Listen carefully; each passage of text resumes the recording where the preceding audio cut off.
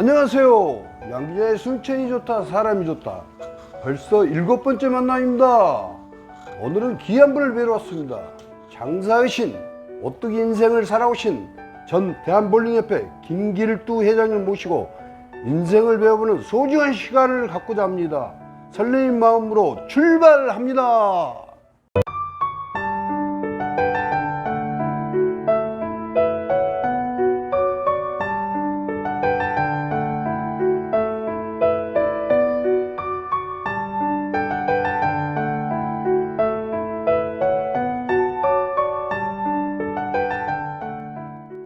안녕하세요, 회장님. 네, 반갑습니다, 양 기자님. 회장님, 요즘 근황이 어떠신가요? 요즘 근황이요? 예. 요즘 몸 건강 관리를 그런대로 하고 있고, 여러 가지로 즐거운 마음으로 행복하게 살고 있습니다. 아, 그러십니까? 네. 근데 젊어 보이셔요. 비결이 뭐 있습니까? 제가 사람들이 보편적으로 저를 보고 굉장히 젊게 산다고들 말을 많이 네. 합니다. 아마 그 원인은 제가 생각할 때 긍정적인 생각, 그리고 항시 인간을 사랑하는 마음으로 사는 아마 그 마음이 저를 젊게 사는 비결이 아닐까 이렇게 생각이 합니다. 지금 74세인데요. 예. 네네. 그 걷는 운동으로도 젊게 하고 있는 방법이. 네, 하루에 한 5,000보에서 7,000보 정도 와. 하고 있습니다. 회장님께서는 많은 세월 동안 장사를 하시며 살아오셔서 거의 장사의 신이라고 불릴 정도이신데요. 가장 먼저 시작한 장사가 무엇이었을까요? 그래요? 장사의 신이라고까지는 말씀은 좀 제가 좀 그렇습니다만은 저는 농촌에서 태어나서 사실상 그때 그 시절이 굉장히 어려웠습니다. 그리고 실제는 학교를 국민학교밖에 사실은 다니를 못했습니다. 그러나 그 가운데서도 저는 빠른 나이에 농촌 생활에서 태어나서 농촌 생활을 하다 보니까 장래의 희망이 무엇이 되겠는가를 빨리 조금 꿈을 꾸었던 것 같아요. 그 어린 나이에도요? 네. 그래서 제가 17살 되던 겨울부터 장사를 시작을 하게 되었습니다. 저는 앞으로 배움이 없어서 장사를 해야만이 제 성공 비결이 있겠습니다 하고 제 아버지에게 굉장히 장사 밑을 졸라댔습니다. 그런 아버지는 그것을 그렇게 쉽게 허락하지는 않았습니다. 그래서 아버지와 저와 굉장히 언쟁도 상당히 있었습니다만은 끝내 아버지는 제 말을 거절하지 못하고 그때 당시 53,000원이란 그 장사 미천을 저에게 어려운 형편으로 해 주셨습니다.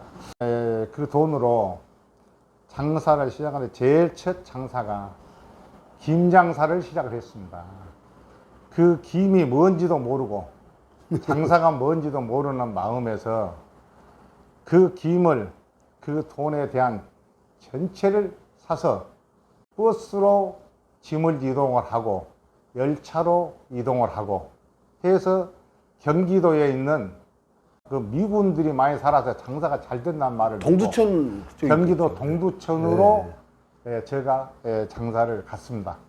막상 가서 저는 도방으로 넘기고 오려고 했습니다만은 그것이 마음과 뜻대로 안 돼서 그 가지고 온 김을 전부 다 소매로 하는 과정을 겪으면서 굉장히 그 겨울에 혹한 바람과 눈보라에 그 속에서도 크나큰 역경을 겪으면서 그 물건을 다 팔기는 팔고 왔습니다. 그러나 팔았을 때는 돈은 남았으나 전부 다 계산해놓고 보니까 경비로 많이 없어져서 손해를 보고 다시 고향으로 내려오는 아주 제게 첫 인생의 제일 아주 큰 경험을 가졌다고 저는 아주 이렇게 큰 생각합니다. 공부를 하셨구만요. 네네. 그러니까요.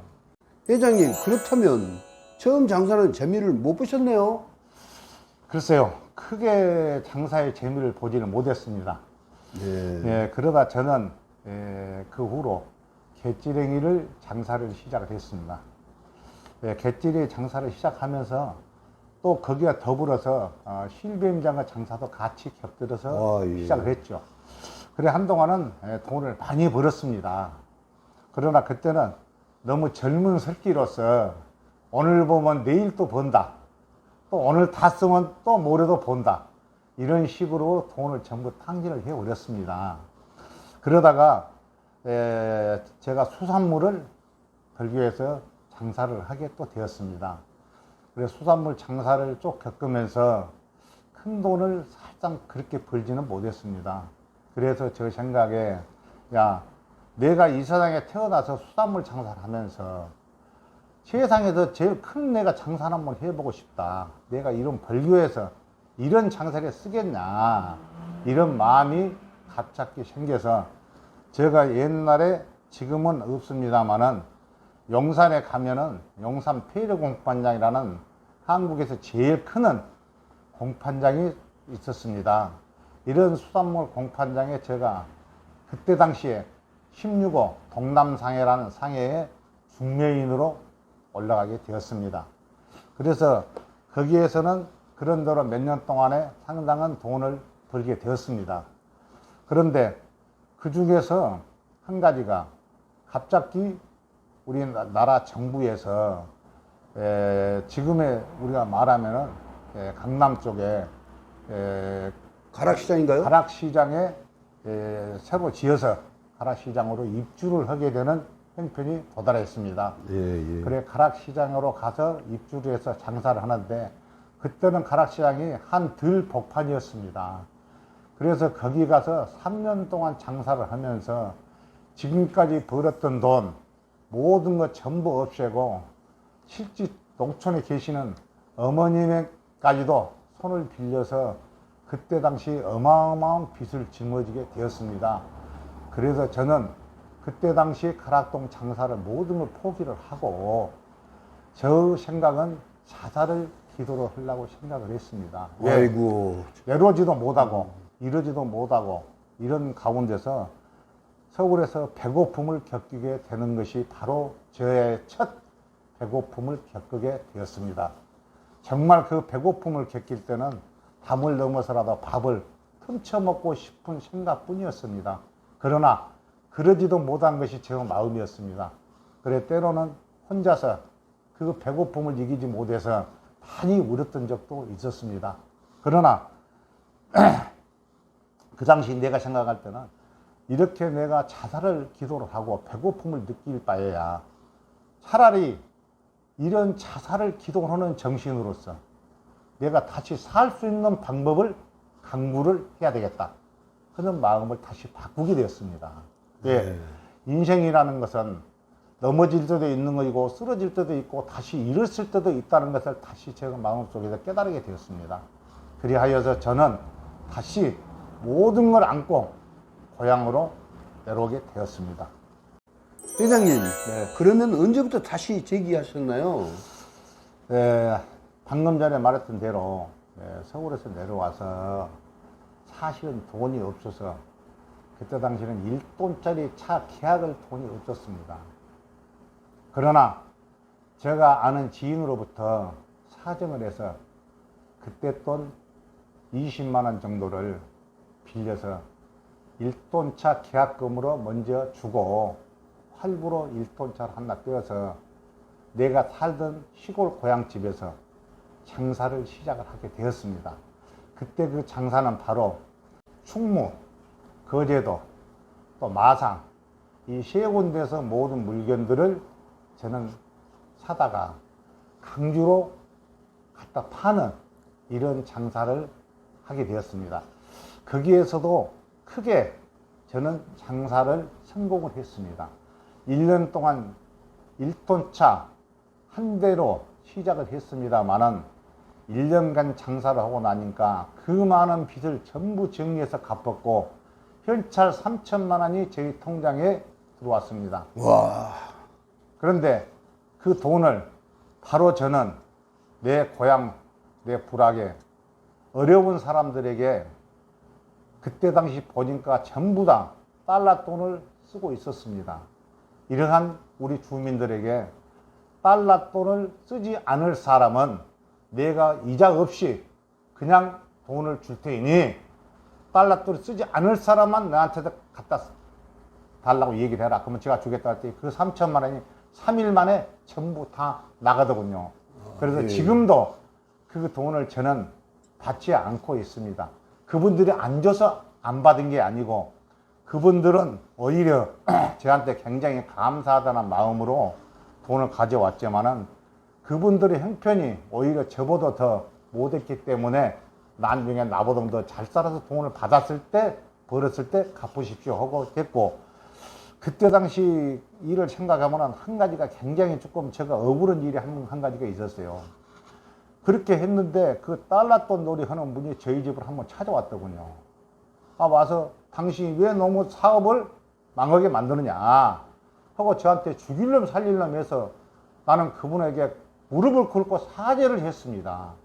나는 당신의 장사를 영업을 못하게 하려고 한 것이 아니고 내 마을의 주민들을 조금이나 구원해 보자는 생각에서 했던 것이지 당신의 장사를 망하자고 한 건 아니었습니다 하고 오히려 제가 무릎을 꿇고 사죄를 했습니다. 그랬더니 그분은 허허 하고 웃고서 저한테 아이 대단한 사람이네 이 사람이요 하고 저를 용서해 주더라고요. 이런 그 어려운 일도 겪고 제가 살아왔습니다. 저는 사실 거기에서 돈을 많이 벌었지만은 다시 제가 돈을 탕진을 하게 되었습니다. 왜 탕진을 하게 됐냐면 이 보링을 하기 위해서 매일같이 보링에 몸을 던졌습니다. 그래 장사는 뒷전이고 보링에 앞서다 보니까 한 7년 정도를 그렇게 보링에 미쳐 다니다 보니까 그때 당시에 내가 한 7억 정도 들어서 모아놨던 돈이 전부 다 소비가 돼버리고 빚이 5천만 원이 짊어져 있었습니다. 저는 깜짝 놀라서 우리 집사람에게 다시는 보링 지금 안 치겠다. 바로 내가 장사를 하겠다. 그래서 모든 직원들을 내보내고 제가 장사를 다시 해서 다시 성공을 하게 되었습니다. 회장님, 그럼 큰 돈을 뭘로 벌이셨습니까? 실제는 뭐 큰 돈이라고 할 거야 있겠습니까만은 우리 농촌 생활로는 상당히 큰 돈이지요. 도시 생활로서는 아무것도 아닙니다만은 실제 그 돈을 벌게 되게 된 동기는 그때 당시에는 제가 시장 안에서 가게를 가지고 장사를 했습니다. 그러나 제가 조그마한 땅을 하나 사는 곳이 있었습니다.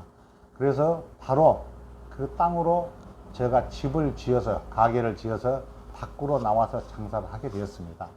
그때부터 밖으로 나와서 집을 짓고 장사를 했는데 그때는 무슨 장사가 그렇게 잘 됐는지 물건을 갖다 놓기가 바쁘게 이 물건이 전부 다 나갔습니다. 심지어는 하루에 제일 많이 버는 때는 장사를 3천만 원까지도 버는 때도 있었습니다. 그리고 평균적으로 하루에 뭐 200, 300, 500 정도를 매일같이 벌어들이는 이런 장사를 하게 되었습니다. 아마 그 장사는 고막 장사에서 제가 그렇게 되었고요. 그렇게 해서 그렇게 번 돈으로서 조금씩 모아서 저는 지금 여수 쪽에서부터 고흥반도까지 맛조개의 밭을 제가 임대를 하기 시작했습니다. 그 돈으로. 그래서 맛조개의 밭을 임대를 많이 했습니다. 그때 당시 제가 지금 생각하면 헥타수로 보면은 한 500헥타 정도를 아마 임대를 한 것 같아요. 그 많은 넓은 땅을 임대를 했던 이유가 있습니다. 그 이유는 제가 언젠가는 버스 안에서 버스를 타고 가는데 어느 한 기인으로부터 흘러간 얘기를 들었습니다. 야, 지금은 간질하게 일본의 수출로 큰 히트를 치고 있는데 앞으로 얼마 안 있으면 맛조개가 일본에 큰 히트를 한번 칠 수 있다는 얘기를 지나가면서 자기들끼리 하는 얘기를 저희 귀에 스쳐 들었습니다. 그래서 저는 바로 그 얘기를 듣고 나서 맛조개를 실험을 하기 시작했습니다. 한 평석을 5군데 정도를 해놓고 맛조개 종표를 갖다가 5군데를 뿌리고 그 5군데를 뿌리면서 어떻게 하는 것이 제일로 맛조개가 성장이 잘 되는가를 제가 직접적으로 연구를 해서 실험을 했습니다. 그 실험 결과에 이 맛조개가 아주 깨끗한 물에서 살지 않는다는 것을 저는 얻게 됐습니다. 조금이라도 오염이 되는 물에서 이 조개가 성장이 되는 조개라는 것을 해답을 얻게 돼서 그때부터 저는 여수 쪽에서부터 공단도까지의 일원을 맛조개가 생산될 수 있는 갯벌을 임대를 하게 되었습니다. 그랬더니 그가 바로 적중이 되었습니다. 1년 후 생각지나 모든 맛조개 종표들이 전체의 면적의 전부 다 자연산으로서 오게 되었습니다. 그래서 그 후 3년 후에 그 맛조개를 채취를 하게 되었죠. 그래서 그 채취를 하는 과정에서 모든 물건은 내 손에서 단가를 냈고, 일본 수출도 내 손에서 단가를 정했고, 국내 시판도 내 손에서 단가를 내는 이런 엄청난 규모의 양을 채취를 하면서도 내 손아귀에서 모든 걸 우지좌지하는 장사가 되었죠. 그래서 1년 벌어서 수천에다 땅 한쪽 사고, 또 1년 벌어서 순천을 하나 사고, 그래 몇 년 동안에 흐르던 돈으로 순천에 몇 군데 땅을 사기 시작했습니다. 그래서 저는 그때 몇 군데를 사서 하더라도 제 집사람한테는 항상 그런 얘기를 했죠. 돈은 벌어서 나 혼자만이 가지는 것은 아니다. 이렇게 생각을 했고, 항상 돈을 벌어서 30%는 우리가 집사람에게 써달라. 그래서 같이 공존하는 세상을 이루어가자 하는 것을 저는 말씀을 했고 그렇게 했습니다. 회장님, 네. 그러면 돈을 정말 많이 벌었겠네요. 예. 많이 벌었다고 보죠. 예. 저는 젊어서부터 큰 돈을 만지게 되었습니다. 그러나 젊어서부터 만진 돈이 나는 제 돈이 아니라고 생각이 들었습니다. 왜냐? 돈에 대한 관념도 없었고, 돈이 무엇을 때 내한테 필요하다는 것을 몰랐습니다. 그래서 오늘을 벌면 또 쓰고 내일 벌 거다 하는 심정으로 그 많은 돈을 전부 탕진을 했습니다. 물론 탕진은 가정에서 제가 개인적으로 탕진한 것도 있겠지만은 남을 도우는 탕진도 상당히 그 속에서는 많았습니다. 그러다가 제가 돈을 알게 된 동기가 바로 50살 때였습니다. 바로 50살이 되던 해에 왜 내가 이렇게 기둥은 돈을 함부로 이렇게 탕진을 많이 할까 하는 걸 느끼게 되었습니다. 그 느끼는 것이 바로 순간이었습니다. 저도 모르는 순간에 갑자기 떠오르더군요. 그래서 앞으로는 돈을 벌어서 쓰되 30%만 쓰고 70%는 내가 좀 모아서 나이 먹었을 때 좀 편안히 살 수 있는 길을 마련해야 쓰겠다 하는 것을 갖게 되었던 것입니다. 그렇다면 회장님, 본격적으로 볼링과는 언제 인연이 됐을까요? 보링의 인연은 제가 30대 초반부터 했습니다만은 전격적으로 제가 보링을 시작하게 된 것은 50대 초반부터 보링을 접하게 돼서 시작하게 되었습니다. 아마 그때 제가 2001년도에 우리 주식회사 진석수산을 운영함으로써 그때 당시에 여자 실업팀을 창당을 했고, 또 그 후에 바로 제가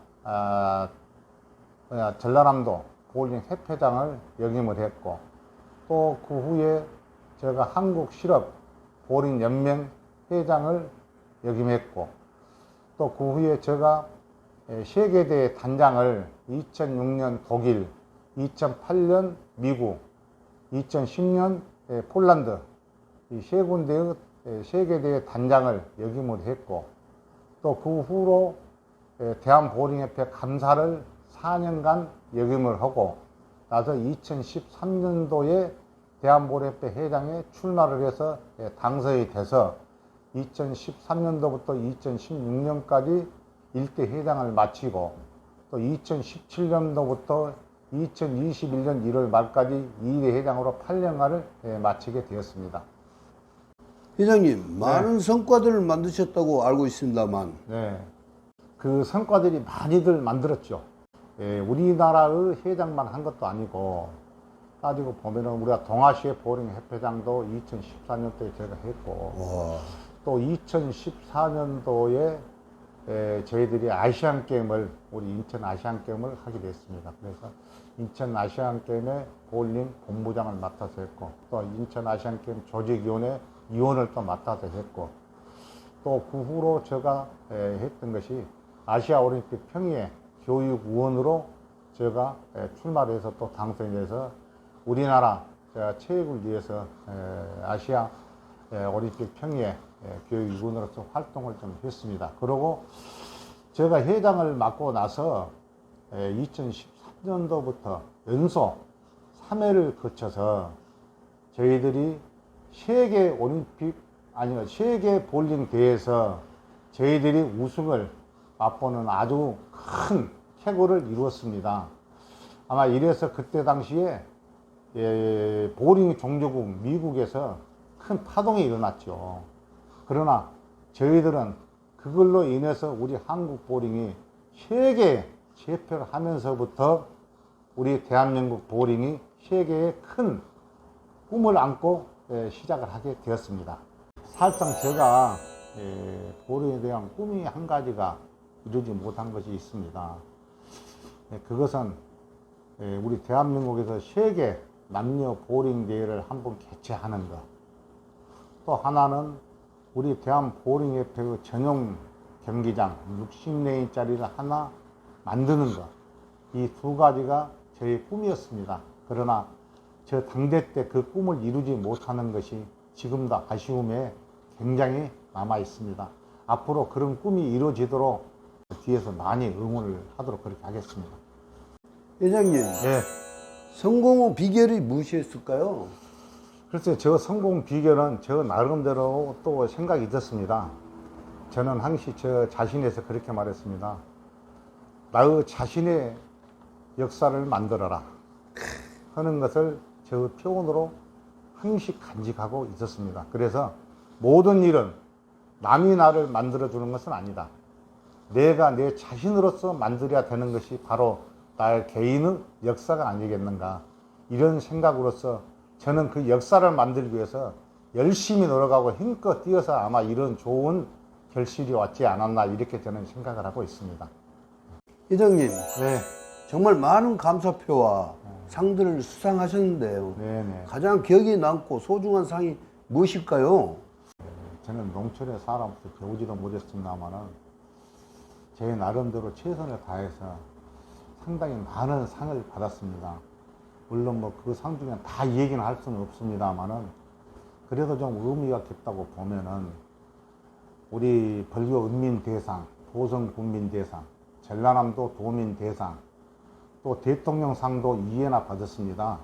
그러나 거기보다 더 소중한 저 마음에 제일로 간직하고 싶은 상은 대한민국 체육상 공로상 부분입니다. 이 대한민국 체육상 공로상 부분은 1년에 대한민국에서 체육으로서 한 명을 주는 최고 권위 있는 상입니다. 그래서 이 상은 대통령님께서 바로 현금으로 1,000만 원까지 상금으로 포상으로 줍니다. 그래서 이 상이 저 머릿속에서는 아마도 사라지지 않고 제일 큰 상으로 영광으로 생각하고 있습니다. 회장님, 네. 학력이 성공에 문제가 되지 않으셨을까요? 저는 학력은 그렇게 크게 귀중하다고 생각지는 않았습니다. 물론 제가 어디든지 전부 다 출마를 할 때는 이력서에 제 학력이 들어갔습니다. 그러나 다른 사람들은 몰라도 저는 국민학교 학력을 전부 써서 냈습니다. 그러나 부끄럼도 없었고 아무것도 걸림돌이 저는 없다고 생각했습니다. 학력은 하나의 학력일 뿐이지 우리 인간의 사는 사대에 대해서는 큰 문제가 없다고 생각합니다. 모든 것은 인간의 마음, 내가 먹은 마음이 나는 제일 중요하다고 이렇게 생각을 하고 있습니다. 회장님께서는 많은 나눔을 실천하고 계시는데요. 네네. 어떤 마음으로 나누신지요? 저는 그 나눔이라는 것이 다른 것으로 생각을 하지는 않습니다. 이 세상을 살면서 사람은 더불어 사는 거라고 저는 생각합니다. 저 혼자만이 살 수 없다라는 것을 저는 알고 있습니다. 그래서 이 세상의 모든 이들은 나와 똑같은 행복을 누리고 살 수 있는 권리가 있다고 저는 생각합니다.